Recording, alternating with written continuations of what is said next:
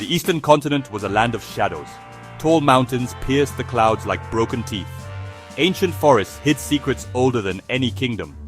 Here, martial arts sects were the true powers. They ruled with fists of iron and hearts of stone. Their masters could leap over high walls.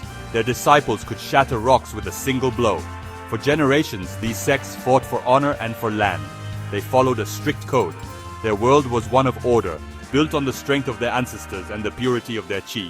This was the way of the Jianghu, the world of martial artists. But a great war had swept through the land. It was called the War of the Shattered Sky. The mighty Iron Fang Murim Alliance, a league of the most powerful clans, had challenged the heavens. They sought ultimate power. They fought against the imperial throne and against each other. The war lasted for 10 long years. Rivers ran red with the blood of heroes. The earth itself seemed to cry out in pain. In the end, the Iron Fang Alliance crumbled. Their grand halls became ruins. Their legendary techniques were lost to the winds. The land was left broken and scarred, a place of ghosts and sorrow. Now a fragile peace rested upon the devastated continent. It was a peace born of exhaustion, not of harmony. The surviving sects licked their wounds in the ruins of their former glory. They were suspicious and weak. Old masters hid in seclusion, mourning the loss of their students and their power. Young fighters roamed the land like hungry wolves, searching for a master or a meal. Trust was a forgotten luxury. Every stranger was a potential enemy. Every shadow held a possible threat. The air was thick with despair and the dust of fallen fortresses. The once proud world of martial arts was now a pale reflection of what it had been. Into this desolate landscape, whispers began to spread. They spoke of a new figure, a lone warrior who walked the broken roads. He did not belong to any known clan. He did not carry the banner of any surviving sect. He was a mystery, a ghost moving through the twilight of an age. People saw him only from a distance, a silhouette against the setting sun. He asked for nothing and offered nothing. He simply walked, his purpose hidden deep within his heart. The people of the eastern continent, who had seen so much death, did not know whether to fear this newcomer or to see him as a sign of what was to come. His name was Devid Wilson. It was a strange name, with sounds that did not belong in the eastern lands. He had come from beyond the western deserts, a place most people here only knew from old maps and legends. His skin was tanned by a foreign sun. His features were sharp, unlike the softer faces of the local people. He walked with bare feet upon the scorched earth and sharp stones, yet he never seemed to feel the pain. His clothes were simple traveler's rags, worn and tattered from a long and difficult journey. He carried no pouch for money, no bag for food. All he had was a single broken blade strapped to his back. The blade was as mysterious as the man who carried it. It was a straight sword, not the curved dao favored by many local warriors. The tip was snapped off, leaving a jagged edge. The metal was dark and showed no gleam, as if it had absorbed all the light around it. Yet, he cared for it, as if it were a priceless treasure. He would clean it every night with a soft cloth, his movements slow and deliberate. He never used it in a fight. Instead, he relied on his hands and feet, moving with a speed and precision that startled all who saw him.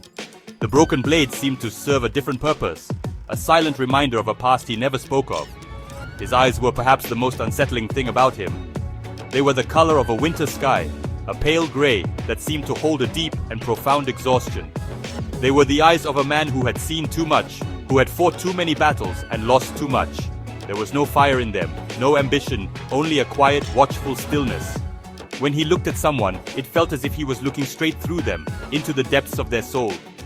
It made even the bravest warriors uncomfortable. They could not read his intentions. They could not see his spirit. He was a closed book, written in a language no one could understand.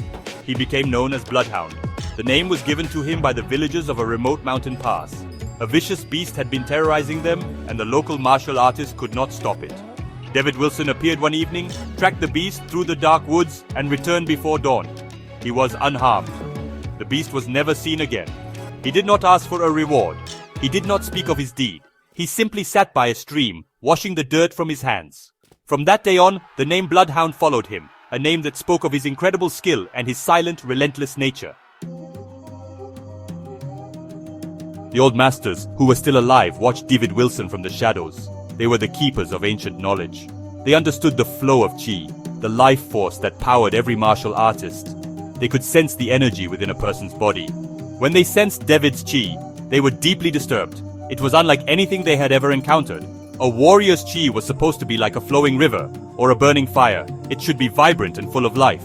But Devid's ki was different. It was cold and empty. It was a void. It was a silence in a world of sound. They called it Void Pulse Chi. The name was whispered in hushed tones in hidden dojos and secluded tea houses. Normal chi flowed from the dantian, the center of energy in the body. It circulated through meridians, giving a warrior strength and speed. Void Pulse Chi did not seem to flow at all. It was a strange, pulling force. When Devid stood near other martial artists, they could feel their own chi waver. It felt as if his energy was drawing their own into a bottomless abyss. It was a terrifying sensation, like standing at the edge of a great cliff and feeling the urge to jump into the nothingness below. This unique energy was the source of both fear and fascination. The fear was easy to understand. To a martial artist, their chi was their life.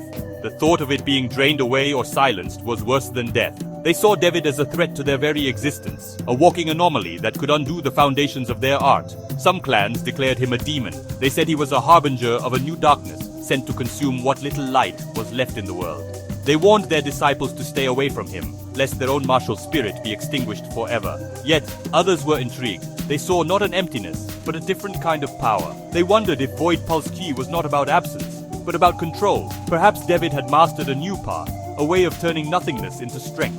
Could he absorb an opponent's attack into his void? Could he silence their chi and leave them helpless? The possibilities were both frightening and exciting. A few bold young warriors sought him out, hoping to understand his secrets. They wanted to learn his ways, believing that this strange power could be the key to surviving in this broken new era. The people's reaction to Bloodhound was a mix of awe and terror. When he walked into a town, the streets would often fall silent. People would retreat into their homes and watch him from behind their windows. They saw the quiet strength in his posture, the way he moved with an effortless grace that defied his tired appearance. They had heard the stories of his deeds, how he had defeated a dozen bandits without drawing his broken sword, how he had walked through a cursed forest that no one else dared to enter. They admired his power, for in a land of chaos, strength was the only thing that mattered. But their admiration was always mixed with a deep-seated fear.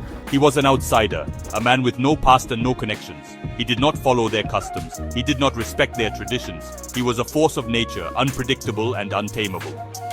His Void Pulse Chi was a terrifying mystery. Parents would pull their children close when he passed by, as if his mere presence could bring ill fortune. The local martial arts schools would bar their gates, fearing his strange influence.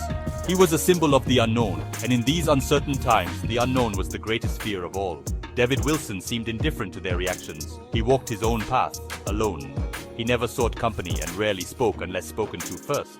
He would often be seen sitting by himself on a hillside, gazing at the horizon as if looking for something he had lost long ago.